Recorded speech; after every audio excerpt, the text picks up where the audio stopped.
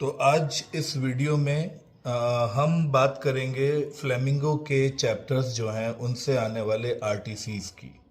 अलग अलग चैप्टर्स हैं और उनसे बहुत सारे आरटीसीज पूछे जाते हैं। The questions basically reference to context वाले क्वेश्चंस, जहां आपको एक लाइन दे दी जाती है and you are being asked कि who said this line and in which reference और in which context these lines are spoken. So we will talk elaborately on these things. I am sorry guys, video थोड़ी लंबी होने वाली है, but at the same time ये video आपको बहुत benefit ज़रूर करेगी। तो फ्लेमिंगो का जो सबसे पहला चैप्टर है द लास्ट लेसन। अगर हम लास्ट लेसन से बात करें तो लास्ट लेसन से कौन कौन से ऐसे आरटीसीज हैं जो आपको आ सकते हैं, आपको मिलते हैं। तो उसमें जो सबसे पहला आरटीसी मुझे लगता है वो बनता है, तो वो ये वाला most most most important RTC बनता है about a statement made by little French.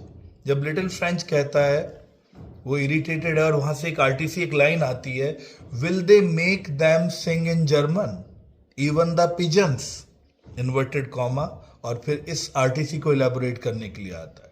तो यहाँ पर लिटिल फ्रेंच फ्रस्ट्रेटेड है, इरिटेटेड है, और वो अपनी लैंग्वेज के बैन होने पर और जर्मन ने जैसे जर्मन्स ने उस पर लैंग्वेज को इम्पोज कर दिया, वो इस चीज़ को लेकर बहुत गुस्सा है। उसके अंदर एक गुस्सा भरा हुआ है। उसी गुस्से में उसके मुंह से ये निकलता है कि will they make them sing in German even the pigeons. He wants to say that no, you cannot. Germans को वो straight away counter कर रहा है ये कह के कि you cannot make these pigeons sing in German. Similarly, you cannot impose your German language on us.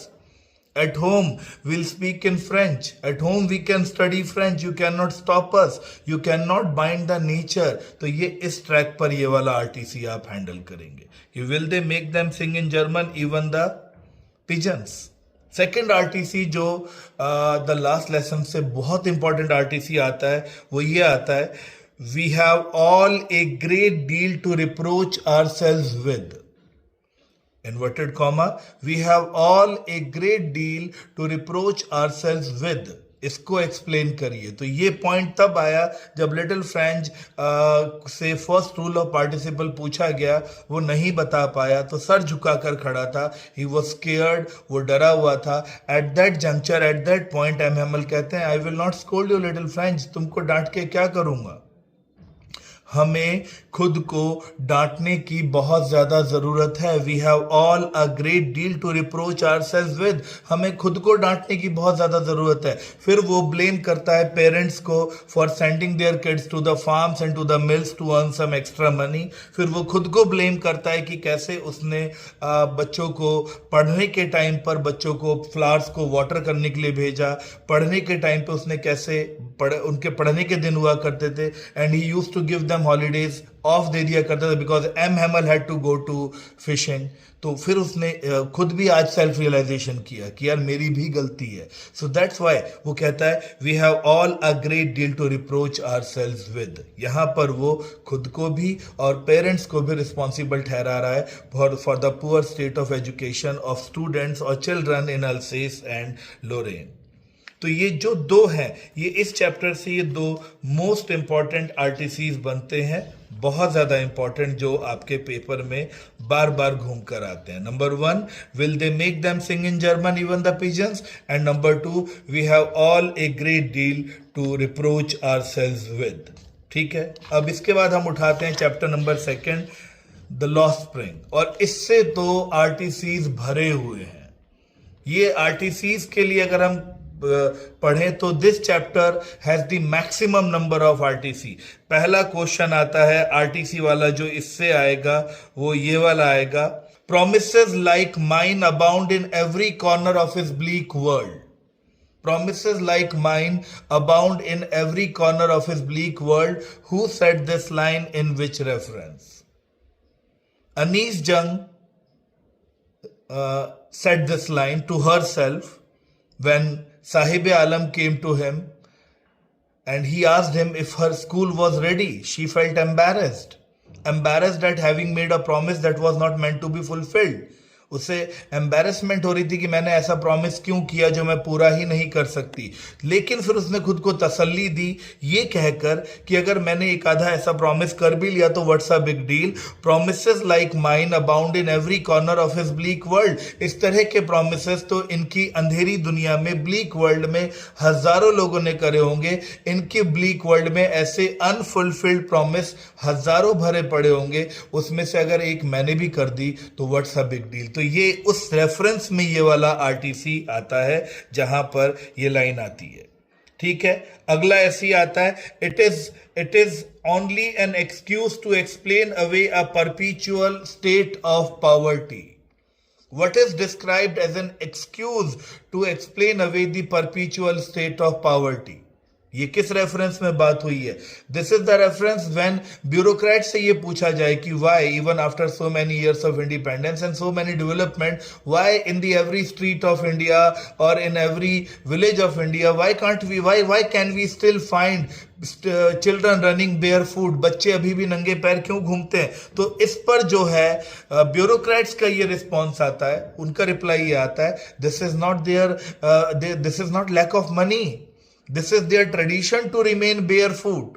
ये लैक ऑफ मनी नहीं है, this is their tradition to remain barefoot. यहां पर राइटर कहती है कि जब वो इस तरह की बात कहते हैं तब रियलाइज होता है this is just an excuse to explain away the perpetual state of poverty. इस नेवर एंडिंग पॉवर्टी को एक्सप्लेन करने का ब्यूरोक्रेट्स के पास कोई लॉजिक नहीं है, कोई रीजन नहीं है सिवाय इस एक्सक्यूज के। ट्रेडिशन बताकर टाल देते हैं, अपना पल्ला झाड़ लेते हैं, खुद को किनारे ले जाते हैं। It's like that. तो सेकेंड आरटीसी ये वाला आता है।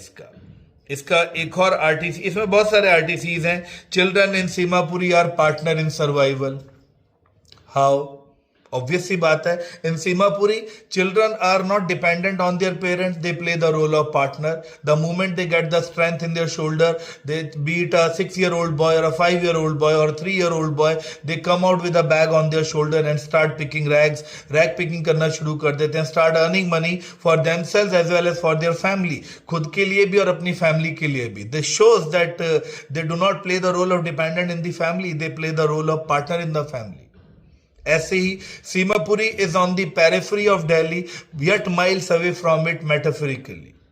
ये एक आरटीसी आता है। सीमापुरी दिल्ली के पेरिफेरी पर होते हुए भी दिल्ली से माइल्स अवे क्यों है? Because physically definitely it is on the border of Delhi. अगर फिजिकली बात करें तो it is on the border of Delhi, but अगर हम मेटाफोरिकली बात करें it is far away from Delhi in terms of facilities, amenities, living standard. Delhi is a metropolitan city where the people have luxurious lifestyle.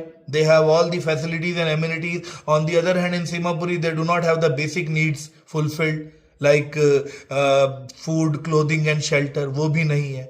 Potable water भी इनको available नहीं होता। So on the periphery of Delhi, yet miles away from it. Delhi के पास होते हुए भी दिल्ली से बहुत दूर है।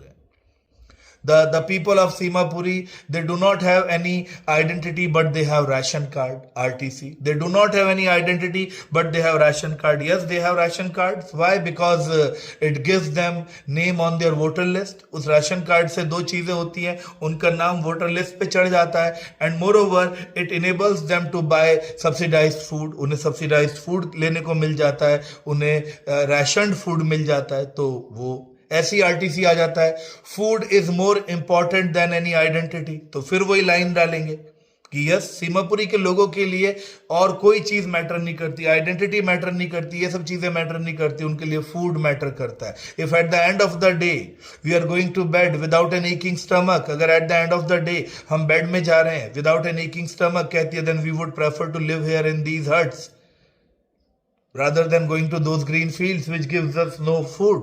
उन हरे भरे खेतों में जाने का, बांग्लादेश जाने का, ढाका जाने का कोई फायदा नहीं है। उन खेतों से हमें फूड तो मिलता नहीं है, यहाँ एटलीस्ट खाने को खाना तो मिल रहा है। That said, food is more important than any identity in Simapuri। RTCs भरे हुए हैं।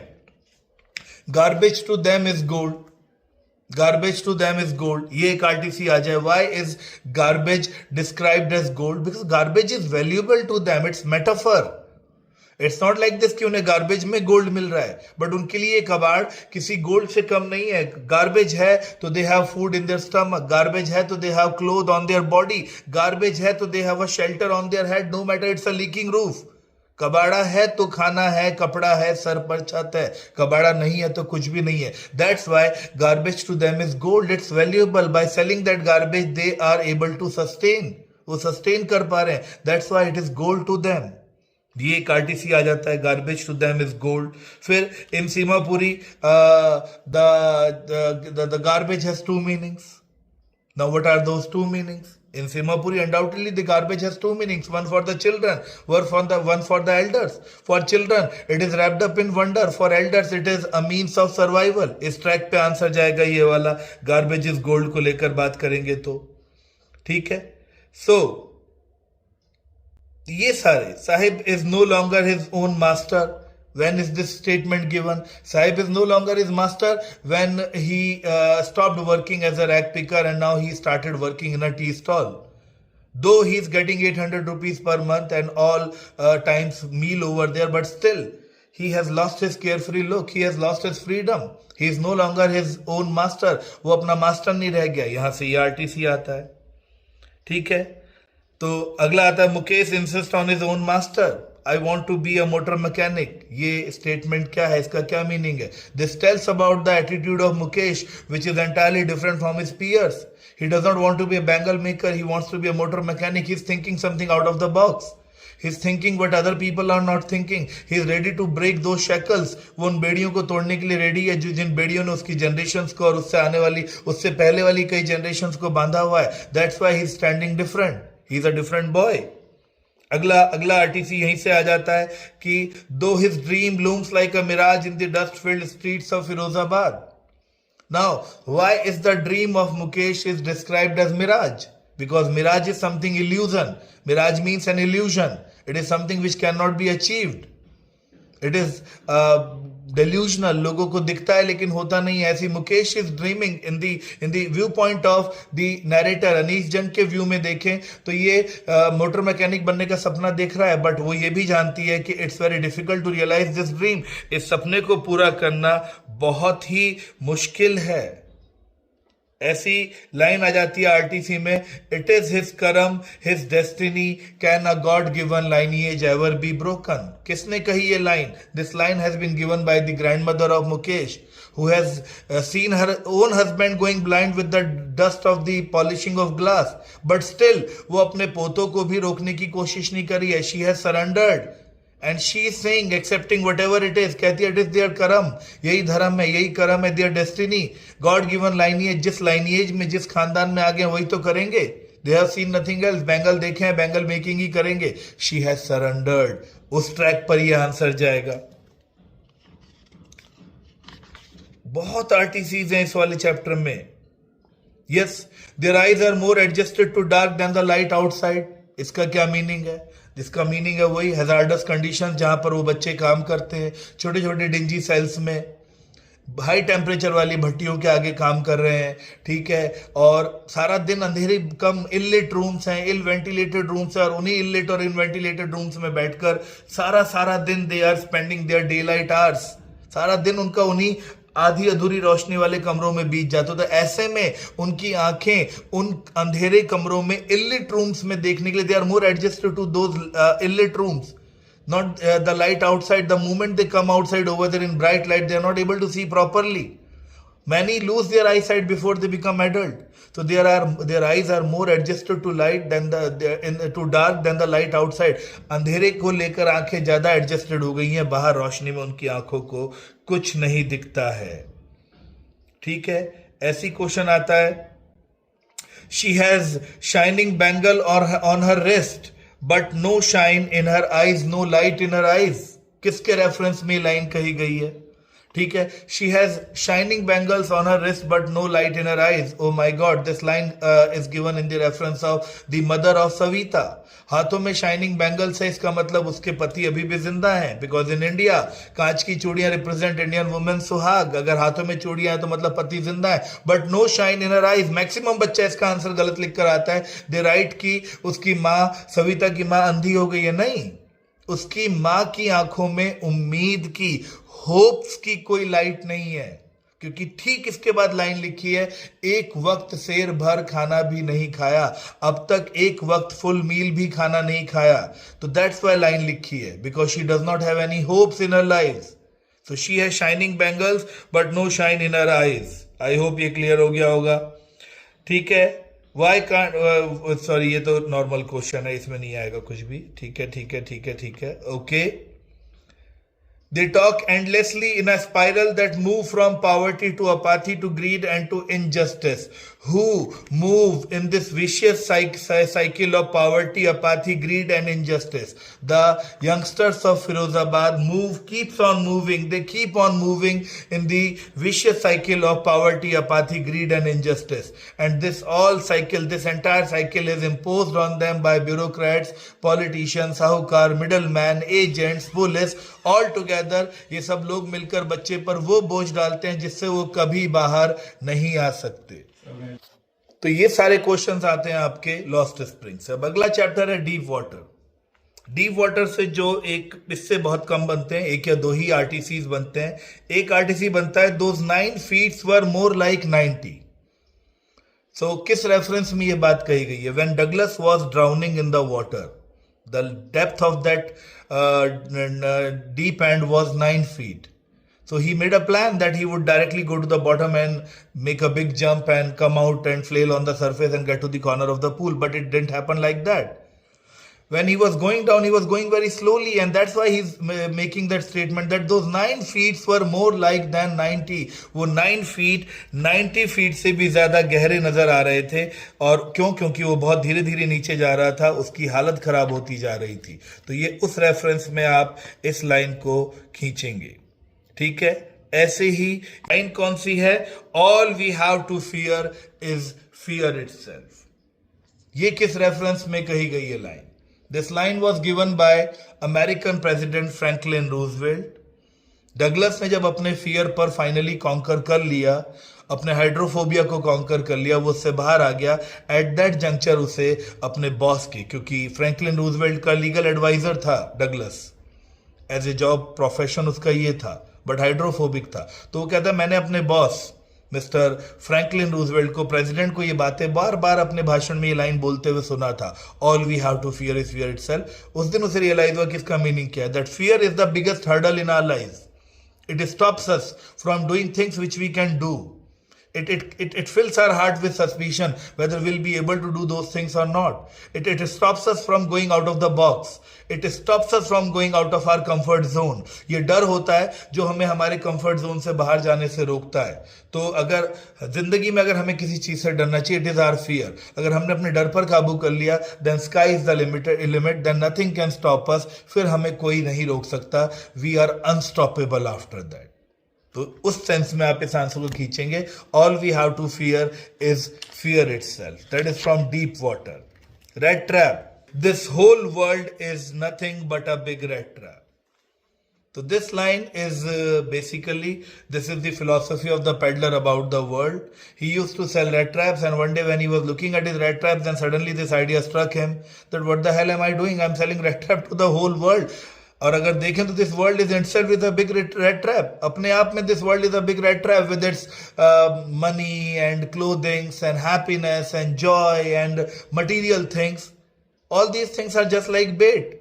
ये जो पैसा, धन, दौलत, चीजें, खुशियां, ये चारे की तरह ही तो है। The way we use a bait in the rat trap, like pork, meat और चीज और ब्रेड एज ए बेट लगाते हैं, world also offers us various kinds of baits, and once we touch the bait we are trapped for ever, we can never come out. So whole world is a big rat trap. पूरा दुनिया ही एक red trap है।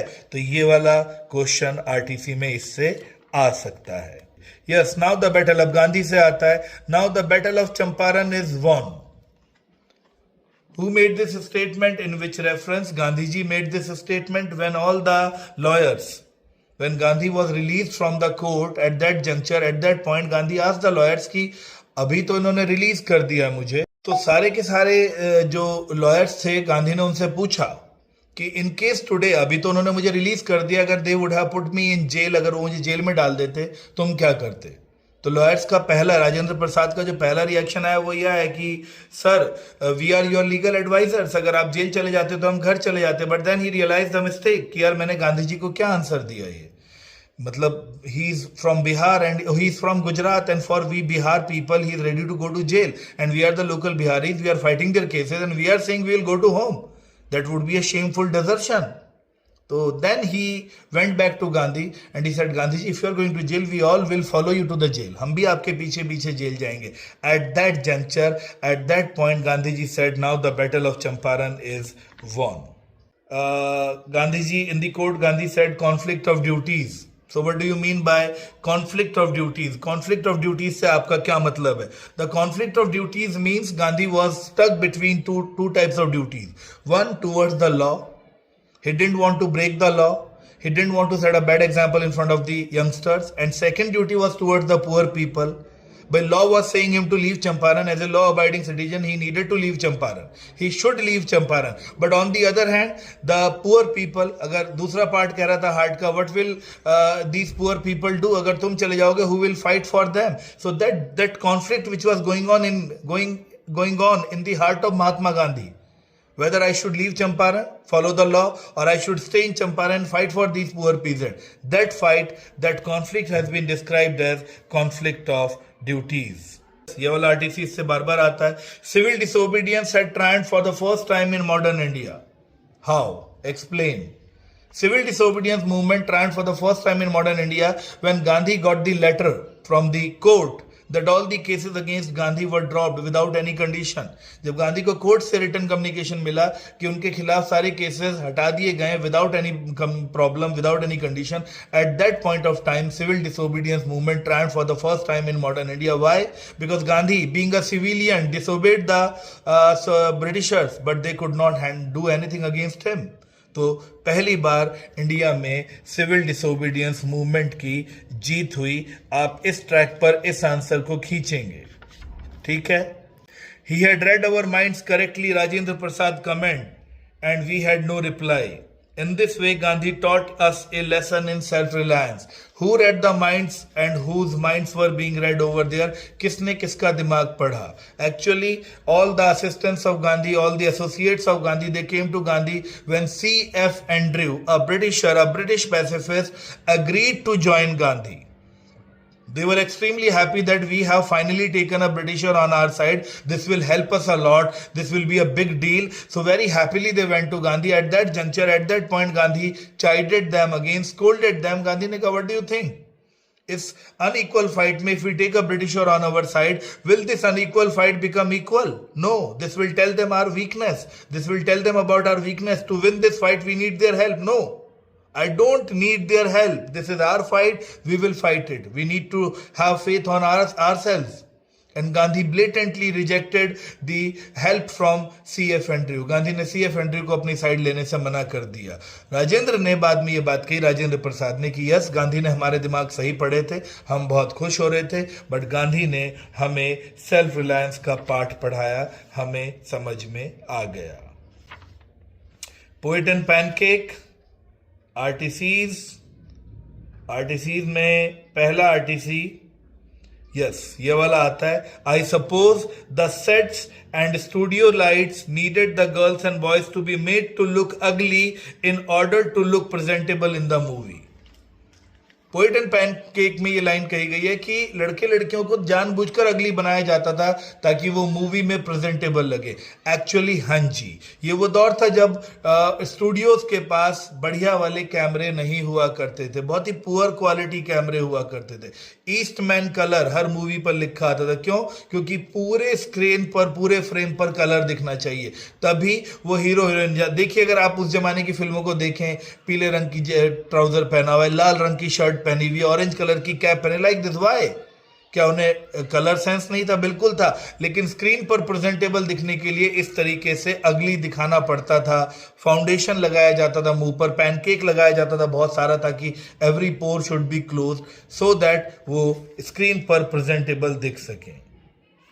RTC आता है इससे, बहुत अच्छा RTC, और बार बार पेपर में आता है, और ये है writing is not and can not be the true pursuit of a genius. Writing is not and can not be the true pursuit of a genius. Yes, writing ना तो है और ना ही हो सकती है. जीनियस को तो राइटिंग जॉब, राइटिंग टास्क कभी भी नहीं लेना चाहिए, बिकॉज राइटिंग के लिए चाहिए बहुत सारा पेशेंस. राइटिंग के लिए चाहिए बहुत सारा पेशेंस. आप एक स्टोरी लिखते हो, आप एडिटर को भेजते हो इस उम्मीद में कि वो आपकी स्टोरी को एक्सेप्ट करेगा, खरीदेगा, आपको पैसे मिलेंगे, और राइटर उसे रिजेक्ट करके, एडिटर उसे रिजेक्ट करके भेज देता है. अगर आप में पेशेंस नहीं, आप उसी वक्त इस लाइन से बाहर आ जाओगे. लेकिन नहीं, एक राइटर जो होता है दोबारा से पेन उठाता है, दोबारा से लिखना शुरू करता है, कहीं भी एग्जॉस्ट हुए बगैर. इतना पेशेंस जीनियस लोगों में नहीं होता. इसलिए writing is not and writing can not be the true pursuit of a genius. I hope आपको ये आंसर क्लियर हो गया है. Interview. Interviewing is an ordeal. किसने कही है ये बात? ये बात H.G. वेल्स ने कही है. Interviewing is just like a thumbprint on your wind pipe. किसने कही है ये लाइन? ये सोल बेलो ने कही है. ये दो आरटीसीज आ जाए, ऑर्डील और thumbprint on your wind pipe. Direct answer है, इट्स लाइक टॉर्चर. इंटरव्यू की बुराई करो, वो दोनों बुराई कर रहे हैं कि इंटरव्यू एक अग्नि परीक्षा की तरह है, ऑर्डील की तरह है. It's a like difficult test which is very tough to clear. और उधर सोल बेलो कहता है interviewing is just like a thumbprint on your wind pipe, जैसे कोई गला दबा रहा हो तुम्हारा पकड़कर. लेकिन इन दोनों ने बुराइयां तो करी है, बट पूरी जिंदगी कहीं ना कहीं इंटरव्यू देते हुए और लेते हुए पाए गए. तो they are not the people of their words do not match their action. तो ये इस आंसर में ये इस तरीके से एलैबोरेट करेंगे. Despite its drawback, interview is a supremely serviceable medium of communication. How? Undoubtedly, आज अगर हमें आप अपने कंटेम्प्रेरीज के बारे में, अपने आसपास के बारे में, अगर दुनिया के बारे में सारी नॉलेज मिल रही है, it's all because of interview. Interview कहीं ना कहीं हो रहे हैं, तभी दुनिया के हर कोने की खबर हम तक पहुंच रही है. बिना इंटरव्यू के शायद ये खबरें कभी भी नहीं पहुंचती. तो इंटरव्यू जो है डेफिनेटली सुप्रीमली सर्विसेबल मीडियम है कम्युनिकेशन का. ऐसे ही in some primitive culture, it is believed that if one takes a photographic portrait of somebody, then one is stealing that person's soul. इसका क्या मतलब है? इसको इंटरव्यू से रिलेट करके दिखाया गया. यस, पिछले कुछ कल्चर्स में, पुराने जमाने में ऐसा होता था, लोग फोटो नहीं खिंचवाते थे. उन्हें लगता है जो हमारी फोटो लेकर जा रहा है वो हमारे साथ हमारी आत्मा का एक हिस्सा लेकर जा रहा है. Same is about interview. लोग इंटरव्यू देना पसंद नहीं करते थे बिकॉज उन्हें लगता है, कई लोग इंटरव्यू देना पसंद नहीं करते, उन्हें लगता है इंटरव्यू लेने के बाद हमारी जिंदगी का एक हिस्सा जो पहले हमारा था वो किसी और का हो जाएगा, वो हमारा नहीं रहेगा, वो चला जाएगा हमारी लाइफ से. इंटरव्यूअर अपने साथ हमारी लाइफ का एक हिस्सा लेकर निकल जाएगा. That's why they do not like to be interviewed. It was his horror of being lionized. ये किसका हॉरर था? It was his horror of being lionized. Whose horror is being talked about? And what is being lionized? The horror of Lewis Carroll, the creator of Alice in Wonderland. उसका डर था. उन्हें लगता था interview आपको लायनाइज कर देता है. Line is a big animal. Interview आपको बड़ा बना देता है, आपकी पोजीशन को एक्सेजरेट कर देता है, आप ऊंचे इंसान बन जाते हो. और द मोमेंट आप बड़े हो जाते हो, आप अपने ही लोगों से दूर भागना शुरू कर देते हो. अपने ही लोगों से आपके डिफरेंसेस क्रिएट हो जाते हैं, आप उनसे दूर हो जाते हो, और फिर आप वो इंसान नहीं रह जाते हो जो आप थे. दैट्स वाई लुइस कैरल कभी भी इंटरव्यू देना पसंद नहीं करता था. आरटीसी आ सकता है. Going places. It was a job thing, not a Jency thing. Going places most important RTC, one and only RTC इससे आता है. It was a job thing, not a Jency thing. Why? Because जैसे ही सोफी को ये पता चला कि उसके भाई ने उसका सीक्रेट, या वो बात जो उन दोनों के बीच हुई थी, दैट शी मेट डैनी केसी, ये बात सोफी के भाई को बता दी, फ्रैंक को, उसे बड़ा गुस्सा आया. She didn't want, sorry, Jency के भाई को बता दी, उसे बड़ा गुस्सा आया. She didn't want Jency to know about it. वो नहीं चाहती थी कि जेंसी इस बात को जाने, because जेंसी is a talkative girl, she is a voluble girl, she is a chatter box. उसको कुछ बताना मतलब पूरे मोहल्ले में ये बात फैलाना. That's why she didn't want. वो नहीं चाहती थी, उसे बड़ा गुस्सा आया. मतलब why? It was something between brother and sister, it was a job thing. ये जेंसी को बताने वाली बात नहीं थी, बिकॉज वो पूरे मोहल्ले में फैला देगी और वो इस बात को फैलाना नहीं चाहती थी. ये आ जाएगा. या एक लाइन आ जाएगी ये वाली, शी चेसन्ड एट हिज अनअवेयरनेस. उसे अपने भाई की अनअवेयरनेस पर गुस्सा आया. Whose unawareness and why was she chastened? When Sophie told Geoff that she met Danny Casey, the first thing he asked, did you tell father? उसे बड़ा गुस्सा आया. शी चेसन्ड एट हिज अनअवेयरनेस कि इसे अब तक यही नहीं पता कि मैं अपनी जिंदगी के सारे सीक्रेट सबसे पहले इससे शेयर करती हूँ. He is my first secret sharer. Whatever comes, whatever happens in my life, whatever extra is happening in my life, I first of all come and share with him. And damn it, he is asking me, did I tell father? क्या मैंने पापा को बताया? इसे पता ही नहीं इस बारे में कि ये मेरे लिए कितना इंपॉर्टेंट है. इस बात पर सोफी को अपने भाई पर बहुत गुस्सा आया.